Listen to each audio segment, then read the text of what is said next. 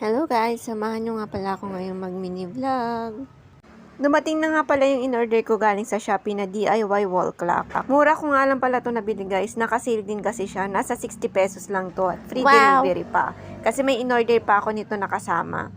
So, chinek ko nga siya isa-isa guys, kasi nga napakamura niya. Tinignan ko kung legit yung laman. Legit naman guys. Kompleto naman yung laman niya, walang sira, walang kulang. Ang kagandahan dito, meron na rin pala siyang kasamang guide or yung reference mo na gagawin para pumantay yung pagkakadikit mo ng wall clock mo. Ikaw, nasa sayo kung gagamitin mo to kasi pwede mo rin siyang i-expand guys para sakop na sakop yung pagkakabitan mo na wall nitong DIY wall clock mo. So ako, susundin ko lang tong guide na nandito kasi dito ko lang naman siya ilalagay sa taas ng TV. Para hindi rin kami tanungan ng oras. Ni, ano oras na? Kelly, ano oras na? So, yan, trace ko na rin pala yung mga bilog-bilog dyan. May butas-butas yan, guys.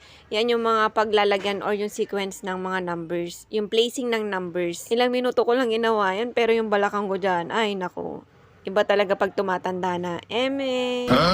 Sunod ko namang ikakabit dyan yung mga numbers. At saka yung pinakabilog sa gitna. O, yung pinakabilog pala sa gitna, guys. May pako yan nakasama, napakatalim ng pako niyan. Konting pukpok mo lang dyan sa pako na yan, babaon na yan. Babaon. Kailangan pala guys, dun mismo sa taas ng bilog ninyo, ipukpok yung pako. Ipukpok yung martilyo. Basta sa taas ng bilog. Igitna mo lang ng gusto guys, kasi para pag kinabit mo yung bilog, pantay siya.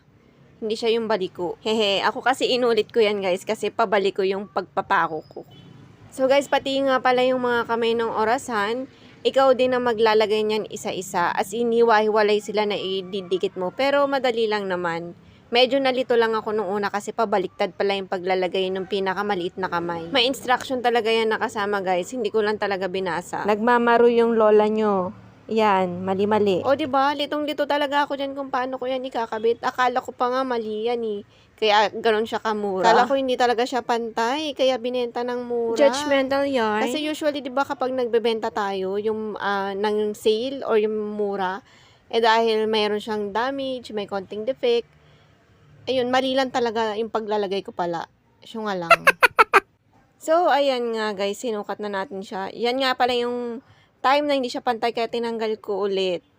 Yan yung time na pinantay ko siya. Tinanggal ko yung pagkakapako ulit niyan guys. Madali lang naman kasi nga hindi ko naman siya masyadong binaon. Kasi nga baliko yung bilog. Kailangan mo talaga siyang ipantay na nakaharap.